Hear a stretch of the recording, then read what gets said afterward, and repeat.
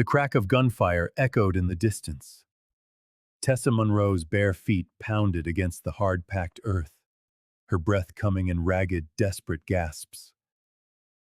At 19, she had finally found the courage to flee the prison her father's ranch had become. But freedom had a price she wasn't prepared to pay. Blood from her cut feet mingled with the dusty Texas soil as she ran blindly through the tall grass, the tattered hem of her dress snagging on sharp thorns.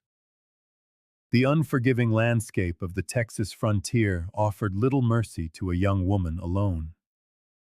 Tessa's golden hair streamed behind her like a banner as she risked a glance over her shoulder, seeing the distant silhouettes of her father and brothers on horseback. They were closing in with every passing second.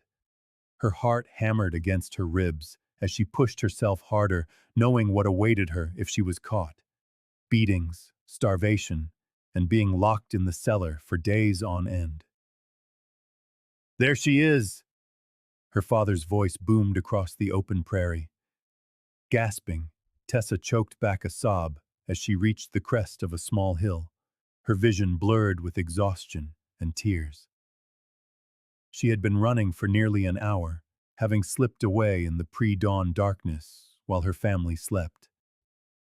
But they had discovered her absence sooner than she'd hoped, and her lead was rapidly shrinking. The sound of hooves approached from a different direction. Tessa's panic intensified. Was it another of her father's friends, ready to drag her back to that hellish existence? She changed course, veering toward a grove of cottonwoods, her only possible shelter. "Miss, over here!" a deep voice called out. A tall cowboy on a magnificent chestnut stallion galloped toward her, his face partly obscured by the shadow of his wide-brimmed hat. He reached out an arm as he maneuvered the horse alongside her. "Take my hand," he urged, his blue eyes intense beneath the brim of his hat. Tessa hesitated for only a second before the sound of her father's approaching horses made the decision for her. She reached up and felt the cowboy's strong grip close around her wrist. With one swift, powerful motion, he lifted her from the ground and swung her onto the saddle in front of him. "Hold on tight," he commanded, wrapping an arm around her waist as he wheeled the horse around and spurred it into a gallop. The sensation of flying across the prairie, the powerful animal beneath them, and the stranger's firm arm around her overwhelmed Tessa's senses. The wind whipped her hair across her face as they fled her pursuers. "They're still following us!" she cried out, looking back to see her father and brothers in pursuit. "Don't you worry, miss. Thunderbolt here is the fastest horse in 3 counties," the cowboy assured her, his breath warm against her ear. He guided the horse into a ravine, following its winding path before cutting in a different direction. The maneuver was calculated to confuse them, and when Tessa looked back again, she could no longer see the men.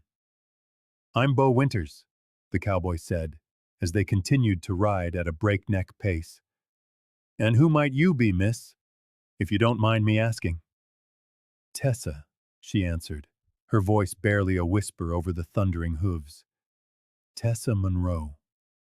"Well, Miss Monroe, it looks like you're in a world of trouble," Bo observed, slowing the horse slightly as they approached a dense thicket of trees.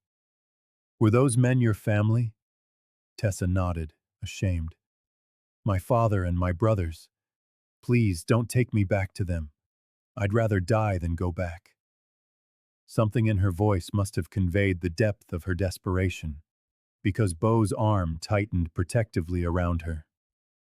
"You don't have to worry about that. I'm not in the habit of returning folks to people they're running from," he assured her. "But we need to keep moving. Your feet are bleeding badly, and we need to put more distance between us and them before nightfall." As they rode, Tessa became more and more aware of the stranger who had come to her rescue. His body was solid and warm against her back, his movements in perfect harmony with the horse. The steady rhythm of his heartbeat against her shoulder blades was an unexpected comfort. They rode for hours, following game trails and crossing streams to hide their tracks. By midday, they arrived at a small line shack nestled in a grove of oak trees. "This is a cabin for the Broken Spur Ranch," Bo explained as he helped her down from the horse. "I work as a hand there. We'll be safe here for the night." Tessa winced as her bare feet touched the ground. The pain she had ignored during her flight was now impossible to dismiss. "Let me help you," Bo said, noticing her discomfort. Before she could protest, he swept her into his arms and carried her inside the cabin. The interior was Spartan but clean, with a small wood-burning stove, a table with 2 chairs, and a narrow cot against one wall. Bo set Tessa gently in one of the chairs. "Stay put," he instructed. "I need to see to Thunderbolt. Then I'll tend to your feet." Left alone, Tessa took stock of her situation. She had escaped her father's cruelty. But now what? She had no money, no possessions beyond the clothes on her back, and nowhere to go. And she had placed her trust in a complete stranger. A handsome stranger, but a stranger nonetheless. When Bo returned, he carried a bucket of water from a nearby creek and set about lighting the stove. "Let's get those feet cleaned up," he said, kneeling before her with a gentleness that seemed at odds with his rugged appearance. As he carefully washed the dirt and blood from her feet, Tessa watched him. Bo Winters looked to be about 25, with sun-bronzed skin and dark hair that curled slightly at his nape. His hands were calloused from years of ranch work, yet his touch was surprisingly tender. "How did you happen to be there just when I needed help?" she asked, flinching as he tweezed a small thorn from her heel. Bo's expression grew serious. "I was out checking the ranch's fence lines when I heard shouting. Figured someone might be in trouble, so I rode toward the commotion." He looked up, his blue eyes searching her face. "Can you tell me why you were running barefoot across open country with those men after you?" Tessa stared at her hands, twisted in her lap. "After my mother died 3 years ago, my father, he changed. He started drinking heavily and taking his anger out on me. When I refused to marry the man he chose for me, a friend of his, old enough to be my grandfather, he beat me and locked me in the cellar." She swallowed hard. "I managed to get away this morning, but I didn't have time to grab shoes or any supplies." Bo's jaw tightened, but he kept his voice gentle. "No one deserves to be treated like that, Miss Monroe. You did the right thing, running away." After bandaging her feet with strips of clean cloth, Bo prepared a simple meal of beans and biscuits from the supplies stored in the cabin. "Tomorrow, I'll take you to the main ranch house," he said as they ate. "Mrs. Kavanaugh, the rancher's wife, she's a kind woman. She might be willing to give you work as a housemaid or a cook's helper until you decide what you want to do next." "Why are you helping me?" Tessa asked, the question that had been nagging her finally finding voice. Bo was silent for a moment, his gaze fixed on the flickering light of the oil lamp. "My sister ran away from a bad situation once. Someone helped her when she needed it most." He met Tessa's eyes. "I'm just paying the kindness forward." That night, Bo insisted Tessa take the cot while he made a bedroll on the floor near the door, his rifle within easy reach. Despite her exhaustion, Tessa lay awake for a long time, her mind reeling from the strange turn her life had taken in a single day. She had won her freedom, but at what cost? And could she truly trust this cowboy, who had appeared like an answer to an unspoken prayer at the break of dawn? Tessa woke to the smell of coffee. Bo had been up for some time, tending to his horse and preparing for their departure. "Your father and brothers could still be looking for you," he said, helping her to her feet. Her wounds were tender, making it painful to walk. "We should leave as soon as we can." He fashioned makeshift shoes for her out of some scraps of leather and rags he found in the cabin, then lifted her onto Thunderbolt's back once more. The ride to the main ranch house took most of the morning. As they crested a hill, Tessa gasped at the view below. The Broken Spur Ranch sprawled across the valley, with a large two-story house, several barns, corrals, and a bunkhouse for the hands. "It's beautiful," she whispered. "It's home," Bo replied, with evident pride. "Been working here since I was 16. As they approached the main house, a tall, silver-haired woman came out onto the porch, shielding her eyes from the sun. "Bo Winters, what have you been up to?" she called out. "Patrick was wondering where you'd disappeared to yesterday." "Had a bit of an unexpected delay, Mrs. Kavanaugh," Bo replied, dismounting, and then helping Tessa down. "This is Miss Tessa Monroe. She's in some trouble and needs a safe place to stay for a while." Margaret Kavanaugh's shrewd eyes took in Tessa's disheveled appearance, the makeshift bandages on her feet, and the fear that still lingered in her eyes. Without a word of hesitation, she stepped forward and took Tessa's hand. "Come inside, child. Let's get you cleaned up and find you something to eat." Tessa looked back at Bo, suddenly reluctant to leave the one person who had shown her any kindness. "Go on," he encouraged with a gentle smile.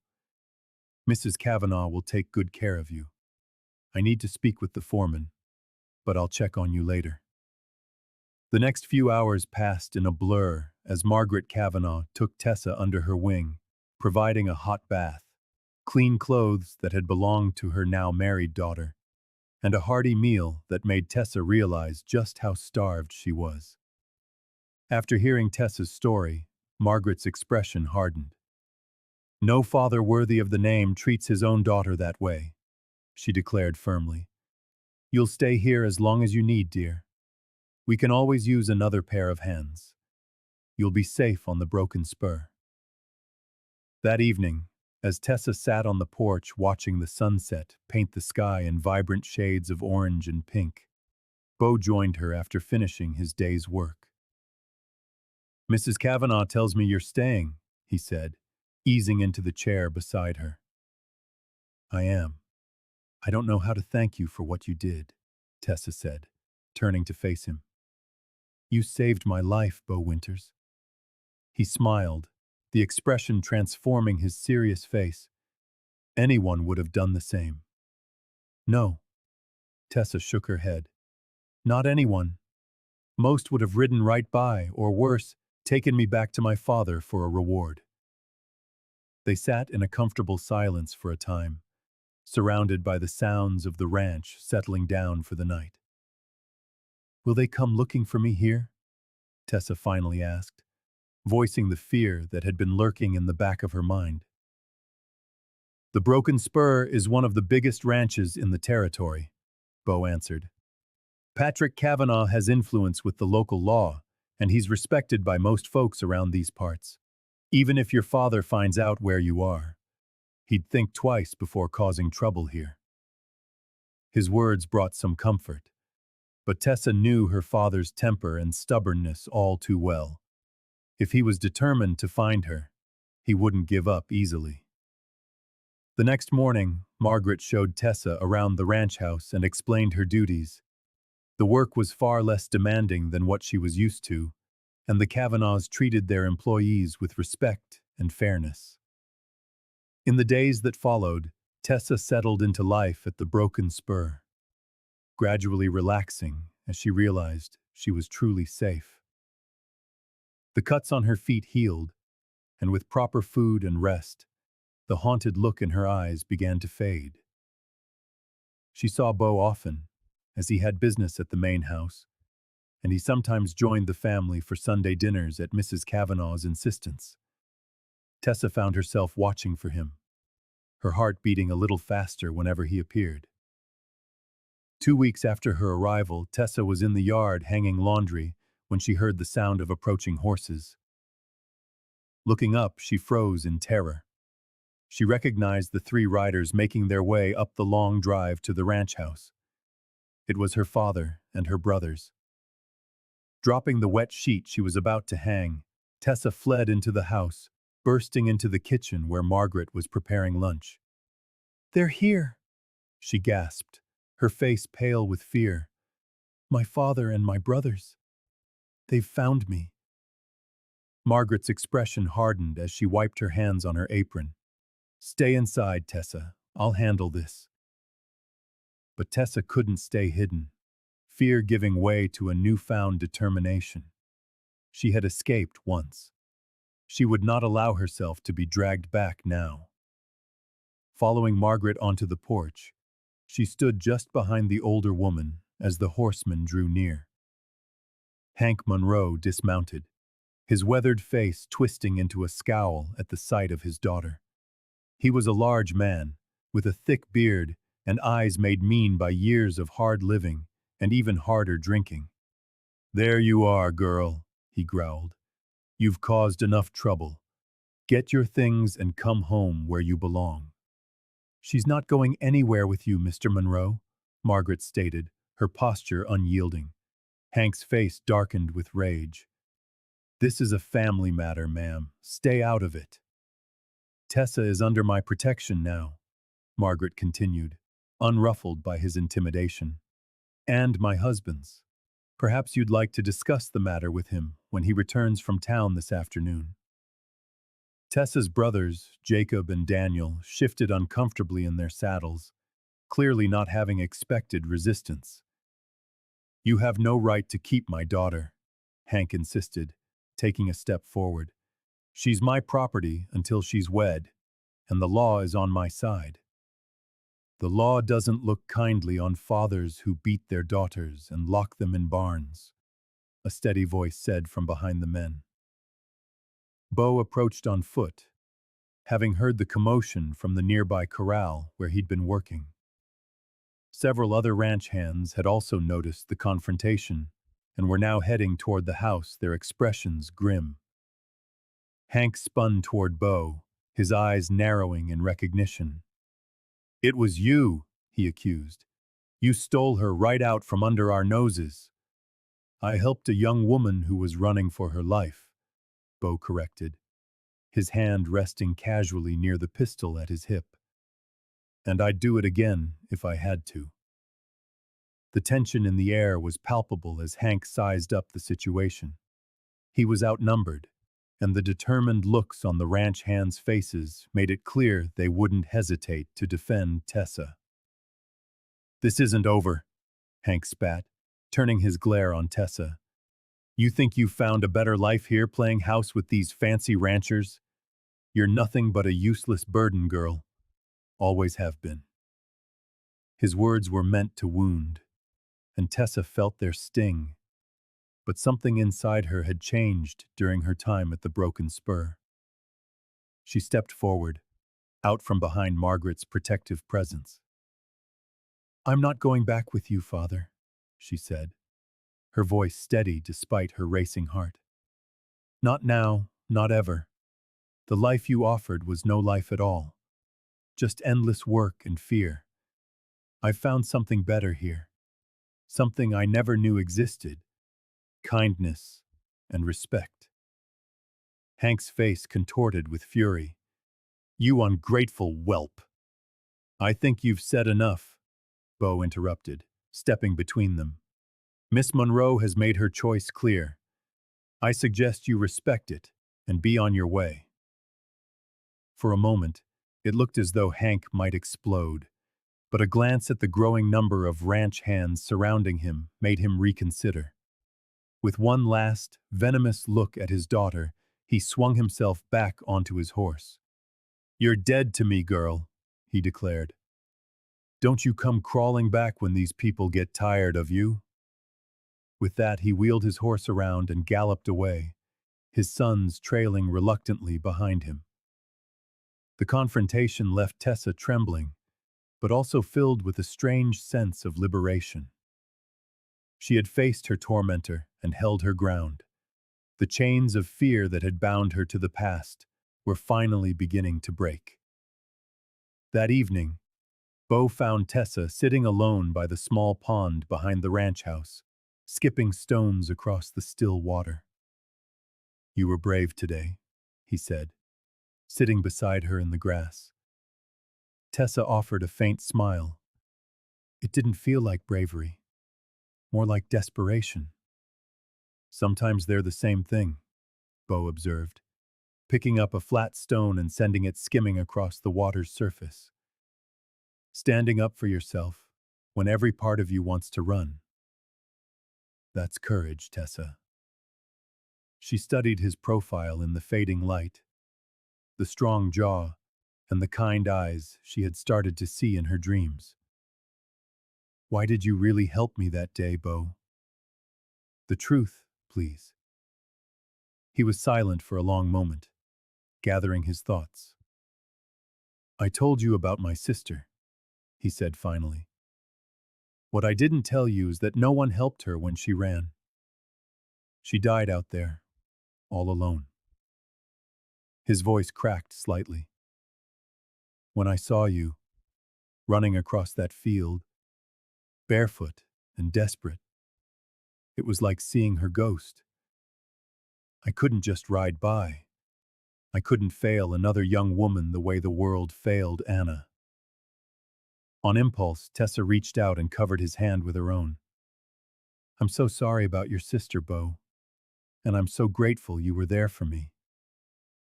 Their eyes met, and something shifted between them, a recognition of shared pain, but also of possibility. For the first time since her mother's death, Tessa felt a flicker of hope for her future. As the summer progressed, Tessa thrived at the Broken Spur.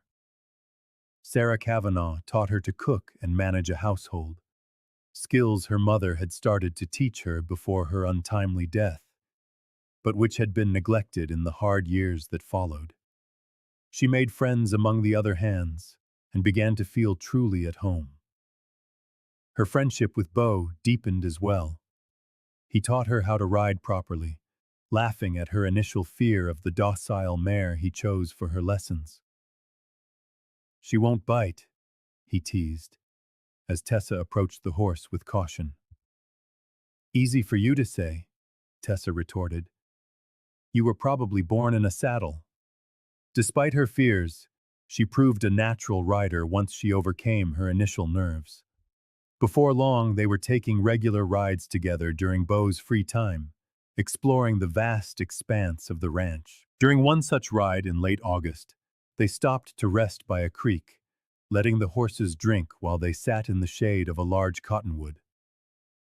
"Mrs. Kavanaugh says I've taken to housekeeping faster than any girl she's ever seen," Tessa said, with a touch of pride.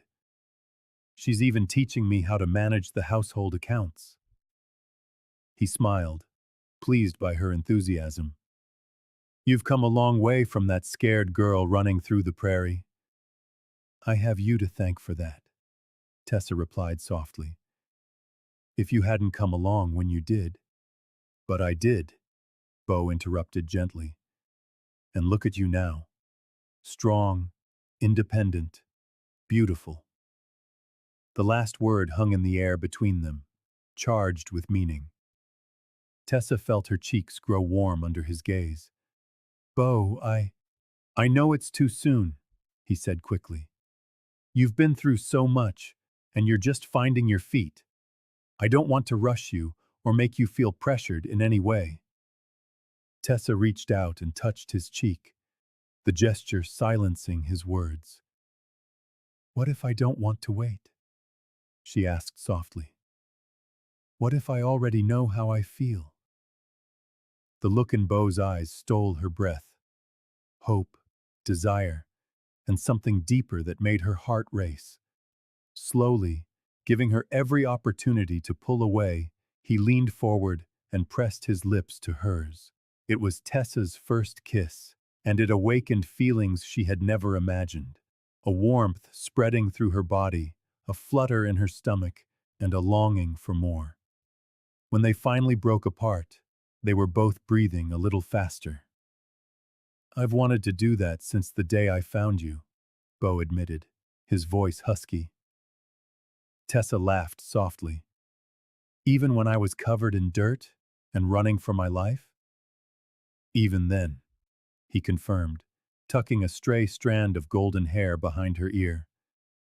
"There was something about you, Tessa Monroe, a spirit that couldn't be broken, no matter what life threw at you." Their courtship progressed slowly but steadily after that day. Beau was respectful of Tessa's past trauma, never pushing her for more than she was ready to give. They found quiet moments to be alone, walks after supper, early morning rides before the day's work began, and Sunday afternoons when the ranch operated at a slower pace. Patrick Cavanaugh, the ranch owner, watched the growing attachment between them with approval. He had come to respect Tessa's work ethic and resilience, and he had always valued Beau as one of his most dependable hands. "That girl has brought the light back to young Winter's eyes," he remarked to his wife one evening, as they watched the couple strolling in the garden. "I haven't seen him smile that much since before his sister died." Margaret nodded in agreement. "They're good for each other. They've both had their share of hardship, but together, they seem to find joy." In October, as the leaves began to turn and a chill settled in the air, Beau approached Patrick Cavanaugh with a proposal. "I'd like to build a house, sir," he said, getting straight to the point. "On that piece of land near the East Creek you mentioned might be available for senior hands." Patrick eyed the young man thoughtfully. "I take it this has something to do with Miss Monroe." Beau nodded, a faint blush creeping up his tanned cheeks. "I want to ask her to marry me, sir, but I want to have something to offer her first. A home of our own." The rancher clapped Beau on the shoulder. "The land is yours, Winters. You've earned it. And for what it's worth, I think Miss Monroe would say yes, even if you were proposing a life in a tent." With Patrick's blessing, Beau began working on the small house in his spare time, often joined by other ranch hands who volunteered to help. Tessa noticed his frequent absences and the knowing looks exchanged between the men, but whenever she questioned Beau, he would simply smile and change the subject. By Thanksgiving, Beau's project was finally complete.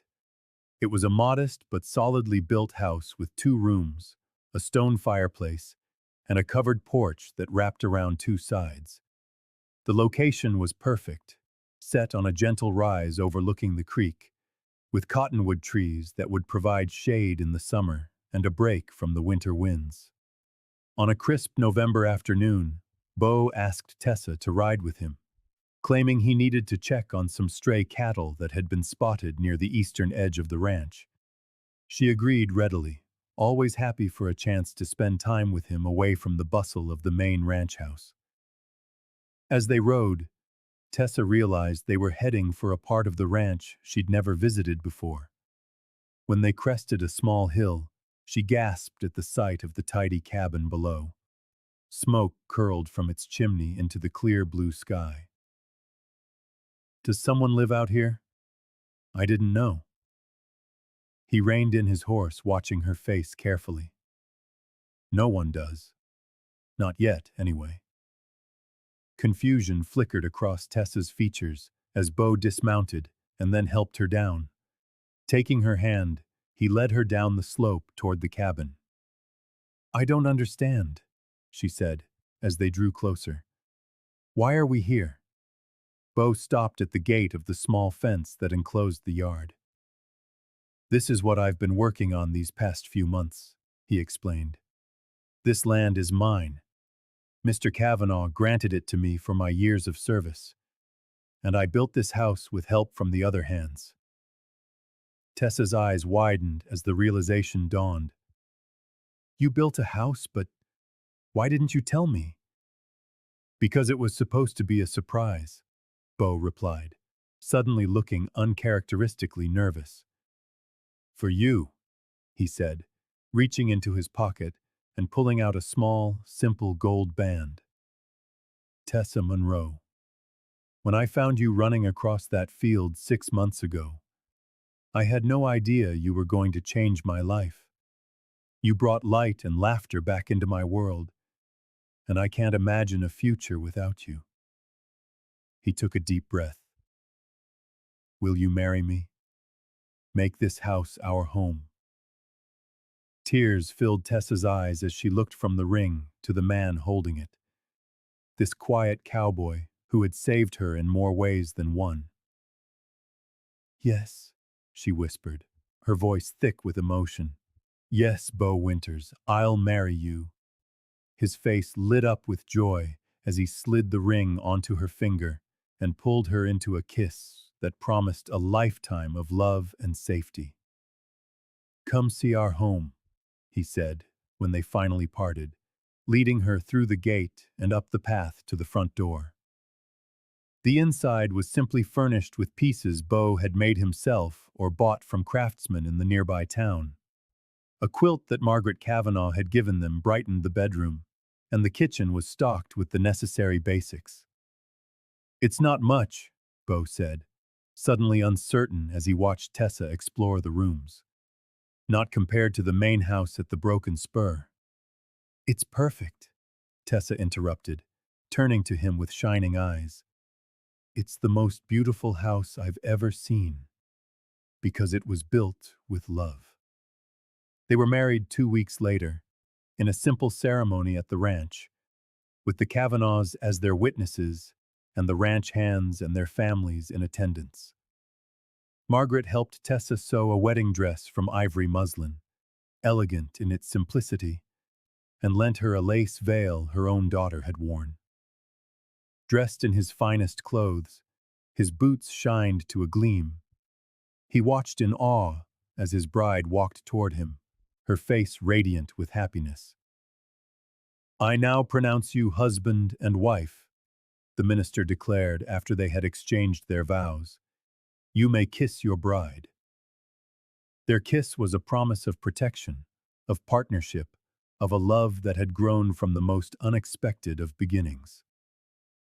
The celebration that followed was a joyous one, with music, dancing, and enough food to feed the entire county. As evening fell, Bill and Tessa slipped away from the festivities, riding toward their new home in the fading twilight. Standing on the porch of their cabin, Bill swept Tessa into his arms. Welcome home, Mrs. Winters, he said softly, carrying her over the threshold.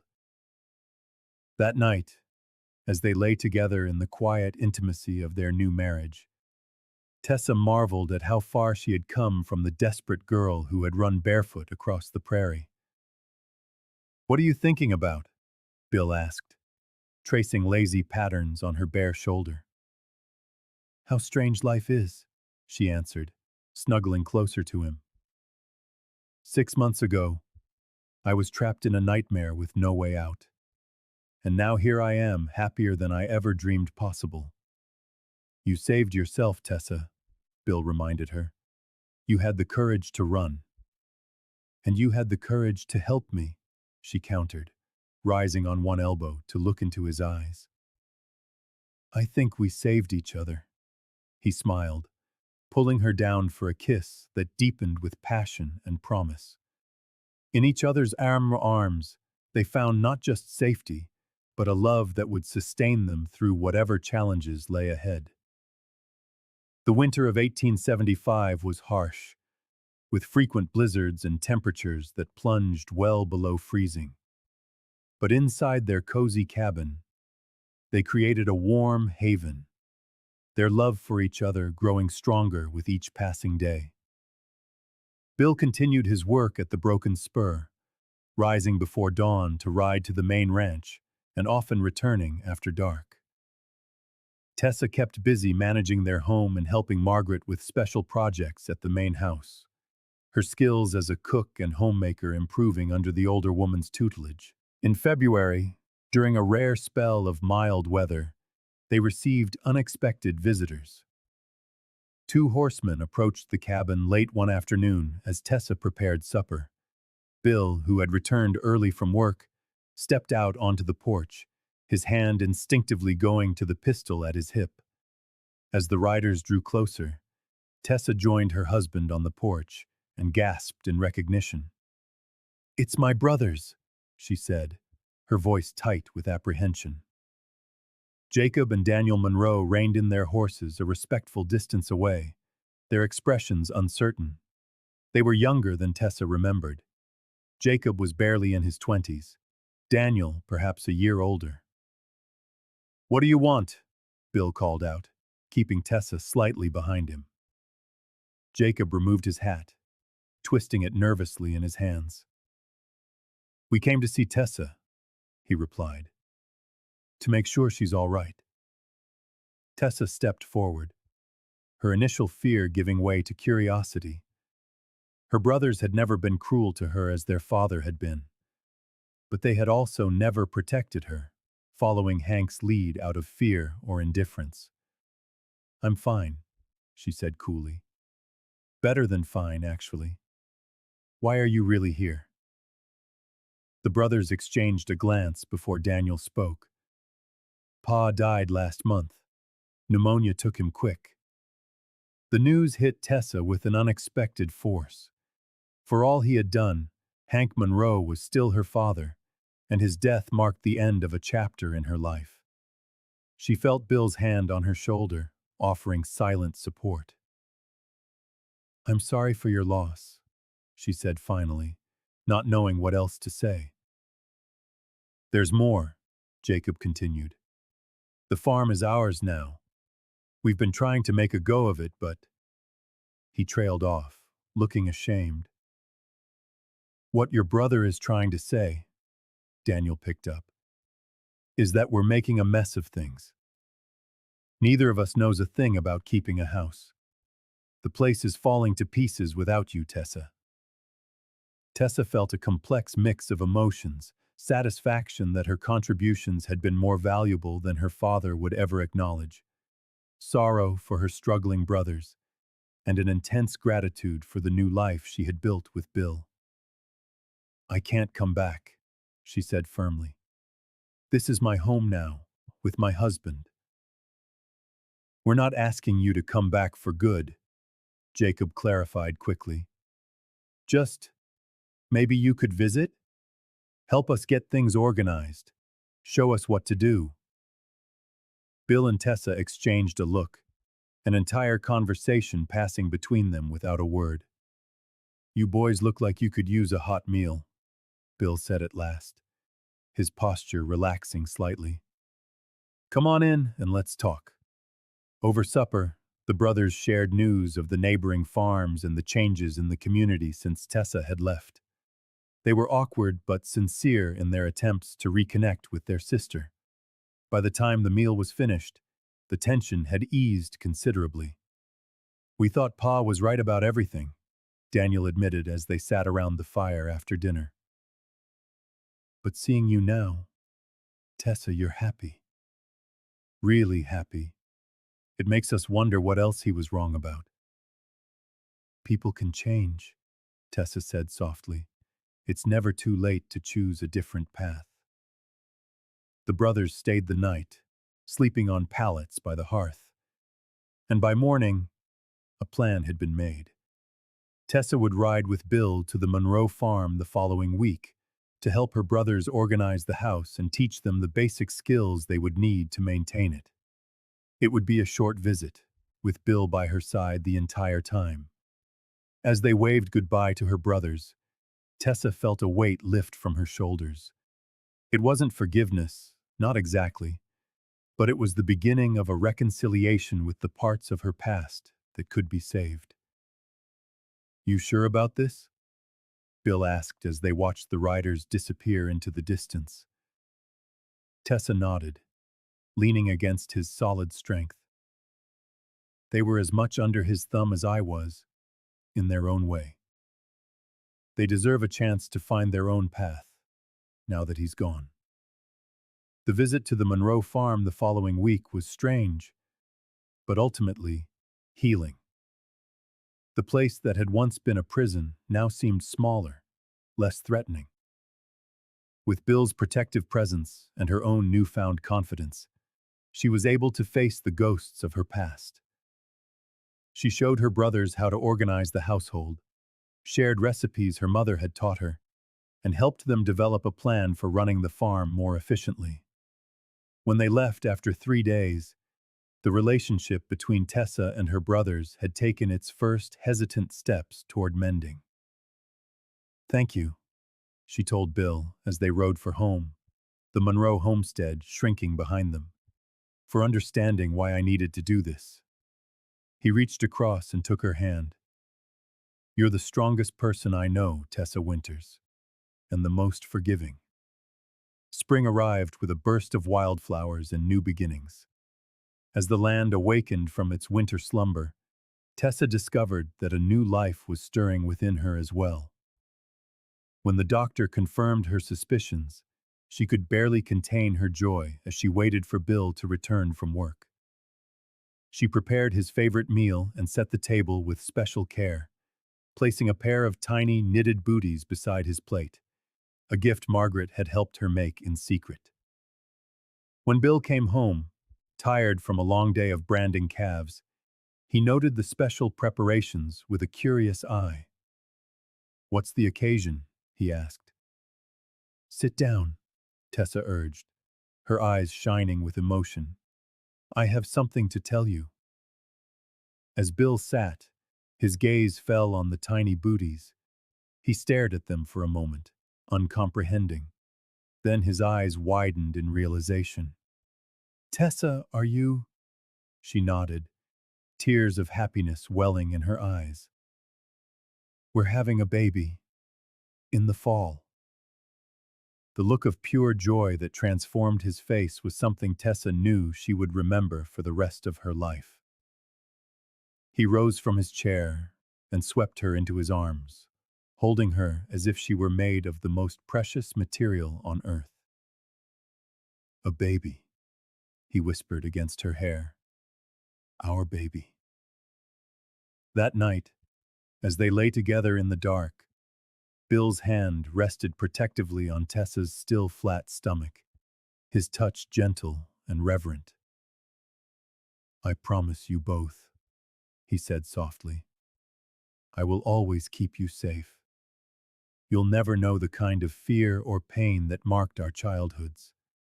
Our child will grow up surrounded by love and kindness." Tessa covered his hand with her own, believing with all her heart in the future they were building together. "I know," she replied simply. "It's why I fell in love with you." The subsequent months were filled with preparations. Bill added a nursery onto the cabin, working evenings and weekends to finish it before the first snow. The ranch hands' wives gifted Tessa with handmade baby clothes and blankets, while Margaret Kavanaugh gave them a beautiful wooden cradle that had been used for her own children.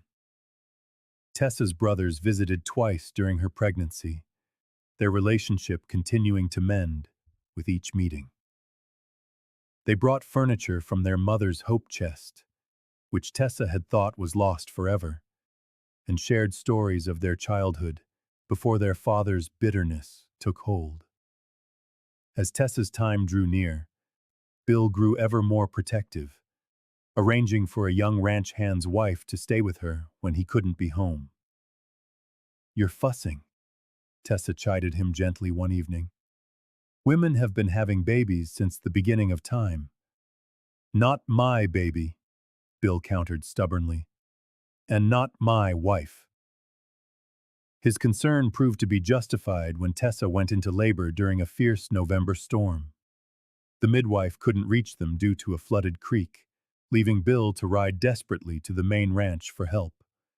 He returned with Margaret Cavanaugh, who had assisted in countless births over the years.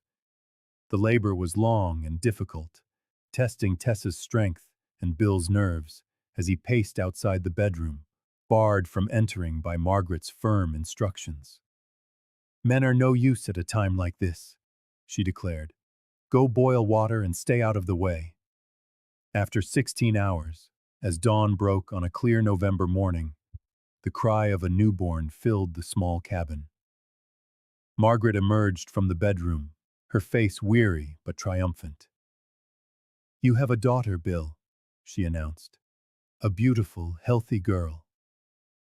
When he entered the room, the sight that met him stole his breath. Tessa, exhausted but radiant, was cradling a small bundle wrapped in a soft blanket. She looked up as he approached, a smile so full of love it made his heart ache. "Meet your daughter," she said softly, tilting the bundle so he could see the perfect, tiny face, eyes closed in sleep, a cap of dark hair covering her head. With trembling hands, Bill took his daughter, marveling that something so small could instantly take up such a large part of his heart. "She's perfect," he whispered, overcome with emotion. "Just like her mother." They named her Anna Margaret Winters, after Bill's late sister and the woman who had become like a mother to Tessa. As they introduced their daughter to the world, the story of how they met became a favorite in the ranch community. The barefoot girl running for her life, and the cowboy who took her to safety. "It's like something out of a dime novel," one of the younger hands remarked during the baby's christening party.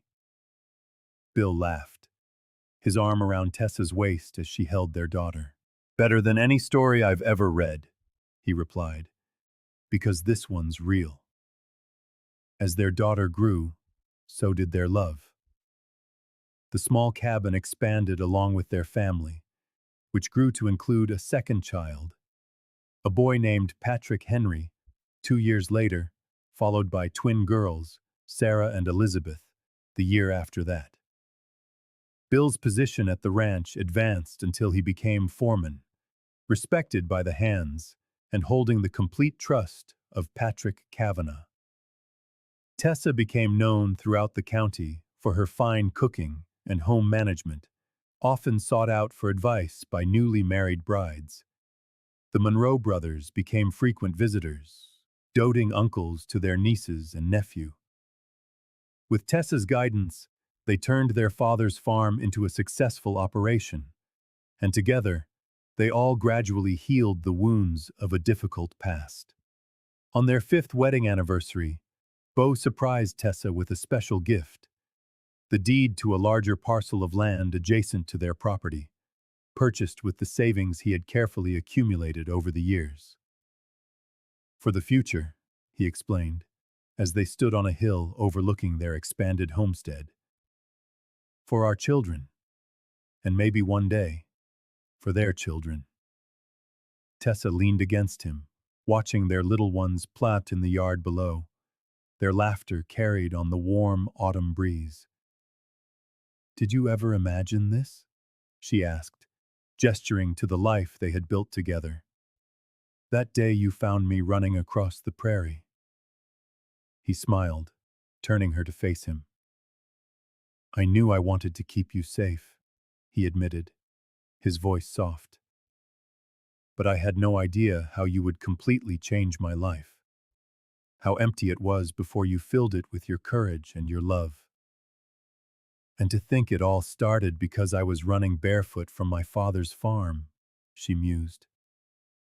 "Until a cowboy caught up with you and brought you to safety," Beau finished, pulling her into his arms for a kiss that held all the passion and tenderness of their first, but deepened by the years they had shared and the family they had raised. As the sun began to set, painting the Texas sky in brilliant hues of gold and crimson, they walked hand in hand back to the house where their children were waiting, and the future stretched out before them. a future built on a foundation of love that had begun in a moment of desperate courage and an unexpected rescue. In the years that followed, the Winter family became a pillar of the community. Bo's reputation as a fair and skilled ranch manager spread throughout the territory, bringing offers from larger operations, but he remained loyal to the Broken Spur, eventually becoming a partner when Patrick Cavanaugh decided to semi-retire. Tessa also prospered, opening a small bakery in the nearby growing town, where her pies and cakes became legendary. Between managing their growing homestead and her business, she still found time to mentor young women in the community, especially those who had endured difficult circumstances similar to her own. Their children grew up strong and confident, raised with the love and security that both Bo and Tessa had lacked in their own childhoods. Anna Margaret, their firstborn, inherited her mother's golden hair and her father's steadfast determination. By 16, she already showed a talent for horsemanship that rivaled Bo's. Patrick Henry, their son, was quieter and more thoughtful, with a gift for working with animals that made him invaluable during calving season. The twins, Sarah and Elizabeth, were a study in contrasts. Sarah was serious and studious, while Elizabeth was adventurous and outgoing, but they shared an unbreakable bond and a fierce loyalty to their family. When Anna turned 18, the family celebrated with a grand party at the ranch. As Tessa watched her daughter dance with a neighboring rancher's son, she was struck by how fortunate they all were. "What are you thinking about?" Bo asked, coming to stand beside her. Though his dark hair now held a few strands of silver at the temples, he was just as handsome as the day he'd rescued her, the years adding character rather than diminishing his charm. "How different her life is from mine when I was her age," Tessa answered, leaning into his embrace. "She has never known fear or deprivation. She is free to choose her own path, her own love." Bo's gaze followed his daughter as she laughed at something her dance partner said. "That's what we wanted for all of them. The freedom we had to fight for." Later that night, as they sat on the porch of their home, now a substantial two-story house that had grown along with their family, Bo took Tessa's hand. "I have something to show you," he said, leading her to the small barn behind the house. Inside, he lit a lantern and guided her to a workbench in the corner. There, carefully preserved in a glass-fronted box, were the makeshift shoes he had crafted for her during their first days together, scraps of leather and rags that had protected her wounded feet on the journey to the Broken Spur. "You kept them all these years?" Tessa asked, her voice thick with emotion. Bo nodded, his expression earnest. "To remind me of how precious what we have is, of how easily it might never have happened if you hadn't had the courage to run, or if I hadn't been riding that fence line that morning." Tessa turned to him, her eyes glistening with tears and love. "I used to think it was chance, a lucky accident that you found me. But now I believe it was something more. Call it fate, or divine intervention, or simply the way love finds a path. I think we were meant to find each other." Bo Winters wrapped her in his arms, his touch as tender now as it was when they were young. "I think you're right," he whispered. "And I thank God every day for bringing you, barefoot and running, into my life." As they walked back to the house hand in hand, the Texas night spread vast and star-strewn above them. Tessa reflected on the journey that had brought them here, from terror to triumph, from isolation to belonging, from a desperate flight to an unshakable love that had transformed their lives. The young woman who had fled her father's farm with nothing but the clothes on her back and a desperate hope for something better, had found not just safety, but a love that withstood every challenge, growing stronger with each passing year. And the cowboy who had rescued her found in her the heart and the home he had been searching for his entire life. Together, they had built something beautiful from the most unlikely of beginnings, a testament to the power of courage, compassion, and the enduring strength of love that blossoms in even the harshest of circumstances. As they reached the porch, Bo stopped, pulling Tessa into one more embrace under the Texas moon. "I love you, Tessa Winters," he whispered in her ear. "More today than yesterday, and not as much as tomorrow." "I love you," she answered, her voice steady with the certainty that had carried them through 20 years of marriage. "My cowboy, my savior, my heart." In that moment, with the home they had built together surrounding them and the family they had raised, sleeping safely inside, they were as they had always been, and always would be. Two souls who had found in each other the perfect complement, the missing piece, the answer to a prayer neither had dared to speak until fate brought them together one long ago morning, when she was running barefoot from her father's farm, until a cowboy caught up to her and brought her to safety.